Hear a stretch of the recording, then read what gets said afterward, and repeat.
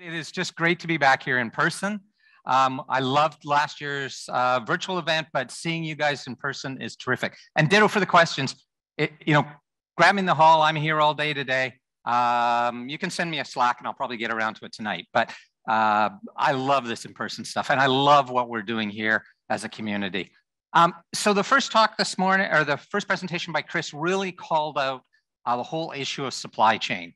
And I want to talk about supply chain and what we're facing, but I mostly want to talk about what I see as the solution going forward. And this is really important because the supply chain attacks are increasing exponentially. If you are following supply chain attacks, they're just exploding, whether it is, things like what the Lazarus guys are doing in South Korea, what the Russians have been doing with, say, the SolarWinds attacks. There's some pretty good statistics showing that they're increasing year over year in this kind of percentage, 600, 400% a year. And the reason is really simple. It is terrific return on investment for the bad guys. If I was doing offensive cybersecurity, I would be using supply chain attacks. It is absolutely a great return on investment. And I just made a little graph here of 3 well-known supply chain driven attacks over the last few years. And you can see the opportunity here. SolarWinds goes after one target, or the Russians go after one target, SolarWinds, the corporation, and they get 18,000 potential victims. Now they exploited, I have 250 there. I actually think it's less than 100. They actually exploited, but still, it's 101 ratio. I mean, they just got overrun with opportunity. And they went undetected for 10 months. Or look at Dragonfly. They had 3 targets, 3 tier 2 suppliers in the ICS market, and they've got somewhere between 250 and 700 target victims. It took 9 months for anybody to find them. And you look at Kaseya, you look at CodeCov, you look at all of these, the return on investment is terrific for the bad guys. So if the return on the investment is good, just like with ransomware, you're going to see a hell of a lot of it. And that's why when you hear people like Chris talk, when you hear Rob talk, when you hear anybody talk, this is the area that really I am concerned about going forward. Hacking your way through a firewall, too much work. Hacking your way through some company that's a supplier, great return on investment. That's what the bad guys will focus on. So how are we going to deal with this? I know Tim Brown at SolarWinds pretty well, great guy, absolutely passionate. But if you were buying SolarWinds software, you don't know how he's structured his build systems. You don't know how he runs his dev systems. And you don't actually, quite frankly, have a say in the hunt. You don't, and when you've got thousands of suppliers. So the security posture of your suppliers is what matters. Okay, but how do you know how secure they are? The only way is going to be through transparency. You're not going to be going down and digging through Tim Brown's build system to see whether he's doing a good job. This is completely about transparency. And if you take one message away from today's talk, please take this away, that the only way we're going to secure our software supply chain in OT is through better transparency and a better community effort. We can't do it individually. It's just not possible. Now, I want to also be clear about one other thing is that there's lots of different types of supply chain attacks. SolarWinds is the famous one. Okay, malware-driven, Russians get into SolarWinds Corporation, they get into the build system. By the way, they did not get into the code development or software development system, they got into the build system. And they injected malware in which then SolarWinds distributed to its clients. Okay, so malware-driven. Now this was a briefing that I was on for a national security organization, not a US national security organization, Five Eyes organization. And 2 months after SolarWinds was announced and everybody knew what it looked like, the critical infrastructure operators were still reporting that they discovered they got infected. 2 months. I mean, what could the Russians do in 2 months with an open opportunity like that? Everything is the answer. So, this type of malware-driven supply chain attack, we need to be able to respond in 2 minutes, not 2 months. But there's also another type of attack. And those are attacks that are are driven through the vulnerabilities. And a good example is Log4j. Okay, same thing. This is a chief security officer at one of the major US defense contractors, and he gave a little presentation saying that his team manually called 200 of their suppliers to find out if there was Log4j in their software. It took 2 weeks. Bad situation. That's just not, again, a way we can respond in real time. 2 weeks is not real time by any measure. So what are we going to do about this? Well, there's been a lot of stuff happening in the regulatory market to answer that question. We've seen FDA pre-market guidance. We saw NERC CIP 13. We saw the executive order. We've seen a bunch of TSA directives. We've seen the Supply Chain Risk Management Act. All these different things are coming down the pipe. And the core thing in all of this is transparency, the ability for you guys, the users of ICS products, to be able to get the information you need to be able to make appropriate risk decisions and actions. Okay, now let's look specifically at probably the most influential of those documents, the Executive Order 14028.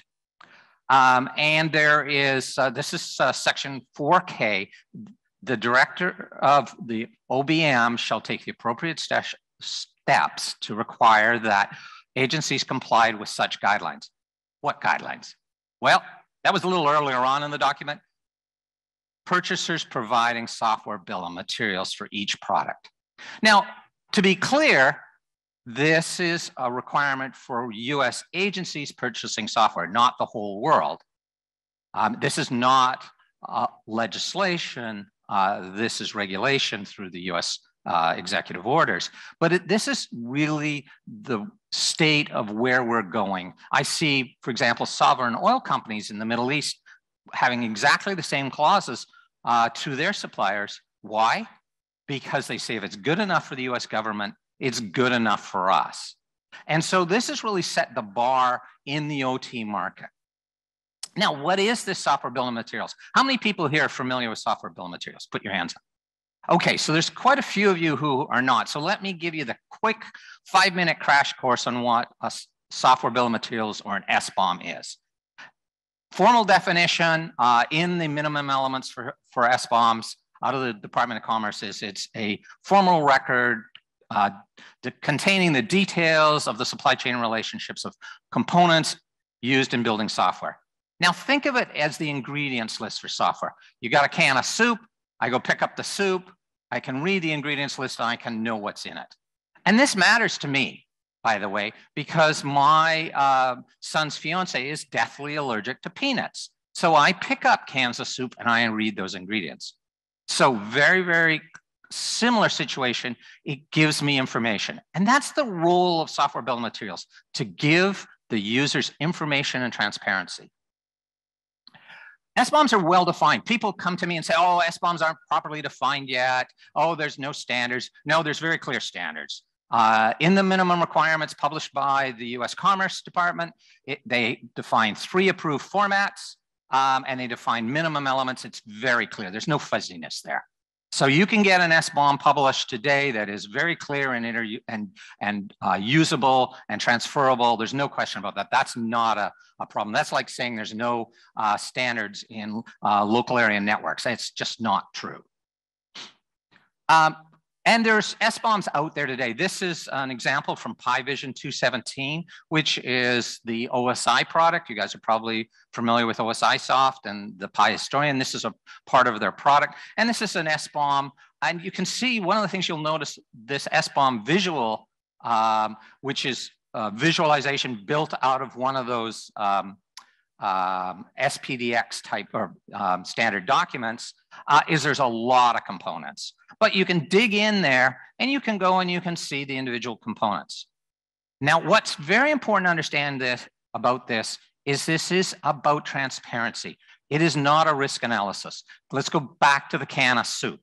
On the can of soup, there's that ingredients list, that SBOM, soup bomb, if you want. And on it, it says there's something called thiamine mononitrate. Now, Campbell's doesn't tell you if that is good or bad for you. Quite frankly, I don't know if it's good or bad for you, but that's where the risk analysis comes. But I have information that that ingredient is in there. And so I can then make my own risk decisions. But the soup can doesn't tell me how to do risk decisions. And an SBOM shouldn't tell you how to do risk decisions. It should give you information so you can make your risk decisions. So let me give you a very specific example of this in action. Okay, let's go back to that Pi Vision 2017, and let's look at this. And then let's look at this little guy right there. How many people recognize that extension? Not too many of you. A few of you. Okay, those of you who know it, it is a metadata-driven help file that is famous for vulnerabilities. It's a high-risk file. So the SBOM doesn't tell you that that kind of file is kind of dangerous in your software.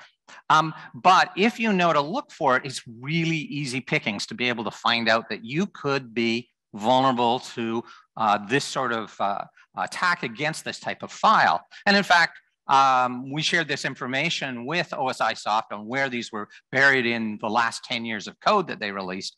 And they, one of the things they did with Pi Vision, and I'll tell you more about it in a second, is release Pi Vision 2022 and stop supporting this old version.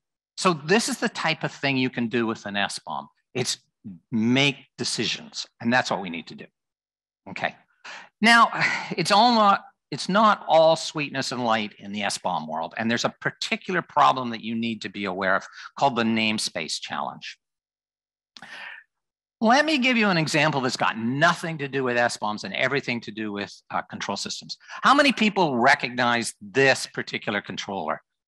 Oh my God. I thought you guys would know what this is right off the bat. There's only a few of you who've used this. Okay, this is a G-Fanuc RX3i.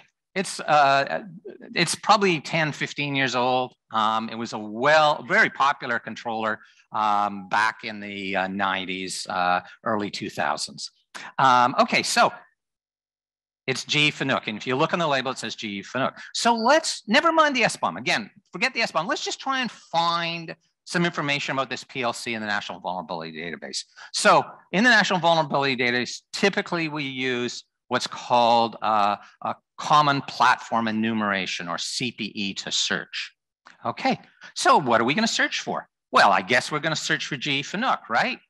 Well, GE has a lot of names, and when they partner with Fanuc, who has a lot of names, they changed the whole mess and got a whole bunch more names. So which one do you want to start with? But it gets a little worse. They changed the name again and created a whole bunch more. And then they decided to break the partnership with Fanuc and change the name again. And then they decided to buy Elstrom and change the name again. And you get the idea. And then along comes Emerson, and Emerson buys the whole mess. And now you get another whole collection of names. Which one would you like to search for? Well, I thought I'd do a little experiment. I did this about 6 months ago as just a little fun. I thought I'd go and search for GE. So I went to the National Vulnerability Database and I searched for GE. Okay, note, don't do that. 130,000 records, matching records. I just locked my browser up completely. It was shut the browser down. It just is not, even if you use, it just doesn't work. And what am I going to do with 130,000 records? By the way, I did actually do a search for that controller, the RX3i. In there, it wasn't there. So GE didn't help. Whoops. Well, let's get a little smarter. Let's do G-Fanuc, G-Fanuc, G-Fanuc, G-Fanuc Intelligent Solutions. You get the idea. Let's just do Intelligent Solutions. Let's do GE Automation. We're getting hits. None of them are right. Some of them are just overwhelming us. We're not getting anything. Eventually, I got some luck. I searched for Emerson. Now, Emerson is not on the label of that PLC, as you can see. So the problem here, and this is just in general, this is not to do with SBOMs. Imagine what happens when you take an SBOM that contains 1,000, 5,000, 10,000 components, and you get to search for 500, 600 names per component. So you need some assistance in this. You really need artificial intelligence, which is really where I've been focusing for the last year, is how do we solve this namespace problem? By the way, for a bit of amusement, I went over to CISA and ICS CERT and searched for Emerson. Nothing. Guess what? Where do you think I have to look? I have to look under GE. So there's no consistency either. So this is what we call the namespace problem. Oh, and by the way, there was some spelling mistakes. I found one correct vulnerability and one missing, one where the device model was misspelled. They forgot the 3 in there, so searching for that was also almost impossible. So what you need here is really the capability to be able to search intelligently using fuzzy searches and hierarchies and aliases. Otherwise, if you do it manually, you're dead in the water. And this is particularly true, again, if you're looking at an SBOM with 1,000, 10,000, 100,000 components. By the way, we've seen components or products shipped to us with over 1 million subcomponents in them for large HMI platforms, things like that. Ultimately, what we want to be doing in this market overall as a community is starting to converge on names. But I think this is going to be at least a half a decade away before we have consistent namespace. There's a bunch of meetings going on right now on what we can do around namespace. In the meantime, it's going to be an AI-driven hunting exercise. You're not going to get perfection, but heck, in control systems, you don't have the perfect tuning on your loop either. You have it's something you work towards over and over. And that's what we're going to work towards here, is getting better and better in finding the names and the vulnerabilities associated to components. But it's worth it. And this is what I really want to be clear on is even today, even with the weaknesses in the namespace, we can get a lot of really good information. Let me give you some examples. This was one of the largest IT software companies in the world, and their senior product security strategist gave a presentation about SBOMs and their use. And the same Log4j problem, or sorry, same SolarWinds problem that was taking some companies 2 months, took these guys 2 hours to completely search their library of software because they had SBOMs pre-built prior to the announcement of SolarWinds attacks. And you'll notice that most of their 2 hours were just determining names. So the whole namespace problem comes back to haunt us. But 2 hours beats 2 months or 2 weeks by several orders of magnitude. It's where we want to go. Now, we want to get this down to 2 minutes and 2 seconds. But right now, I think 2 hours is a really good move forward. I want to give you a very specific example. I'm going to go back to the Pi product and what we were able to find using SBOMs in there. And you can see that in this picture here, this is that Pi Vision 217, again, an OT product.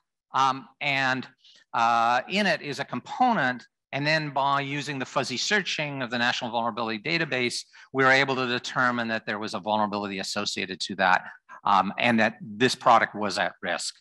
But in no way would you have been able to search for Pi Vision and find this vulnerability in any national vulnerability database because the vulnerability is in the components. But with the SBOMs, you were able to do that kind of secondary and tertiary search.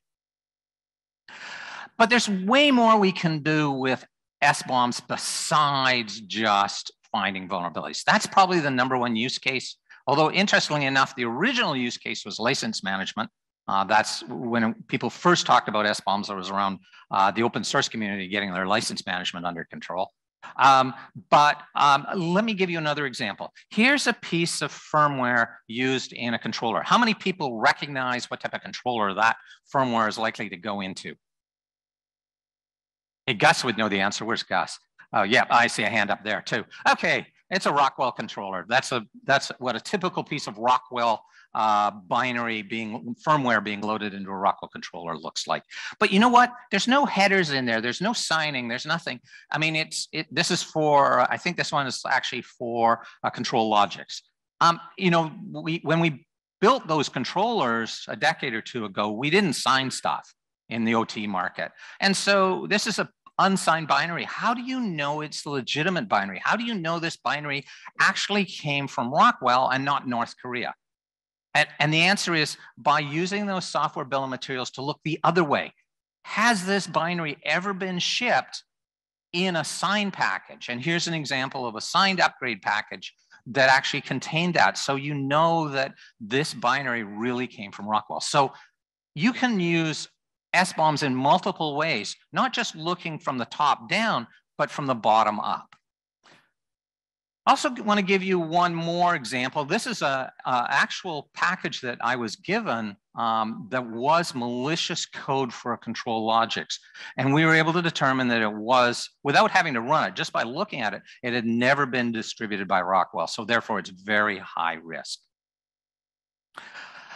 The other thing that was brought up was country of origin. And Chris Inglis did a really good job about talking about the risks that we're facing there.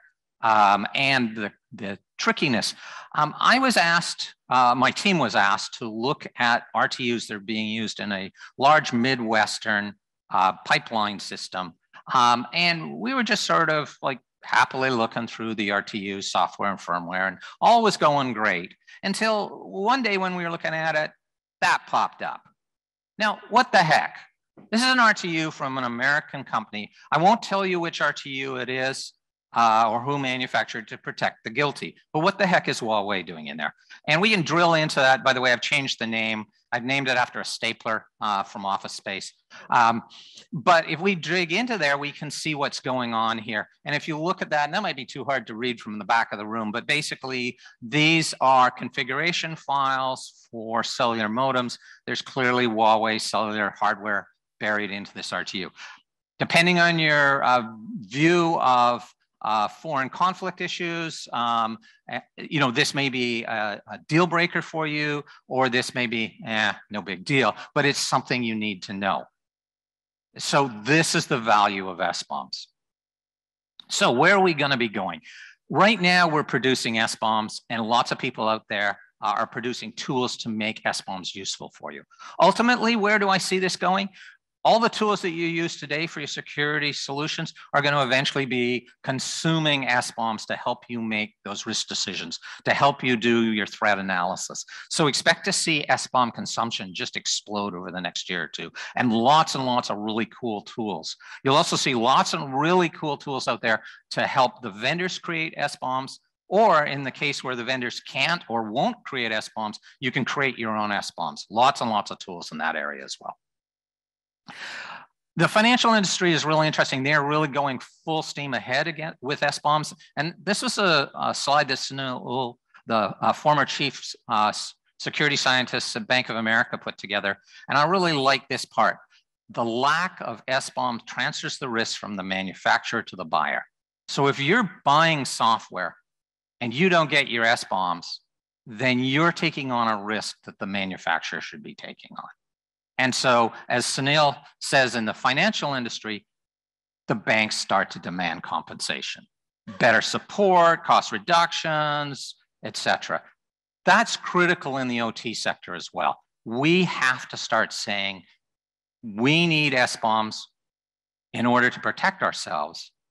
Please supply it to us. If you don't, we're taking our business elsewhere, or we want better support contracts, et cetera. Gartner has a similar opinion. They say this is a few years ago, by 2024, half the enterprise buyers will say that they'll demand SBOMs. So I really believe the SBOM model is critical. It's about transparency. It is the way we're going to be able to get the OT supply chain under control. Will it solve the problems on its own? Absolutely no. It is a window that we can use into the problem to be able to make our decisions. If we don't look through the window, they're useless. If you don't look through the window outside, you might as well not have one. If you don't look through the window that SBOMs provide you, you're wasting your time. You're taking a risk you shouldn't be. But if you can get the SBOMs, and if you can use that, even just searching for vendor names, or search even simple things, although there's some really great tools coming out there to be able to use SBOMs fast and efficiently, then this is the way we want to be moving forward. They're very easy to fit into our existing processes. They aren't inventing new technology. The formats are all standard JSON formats. They're machine readable. And it's going to be the way we manage compliance for the validation of firmware and software and things like NERC 13 going forward. So thank you very much.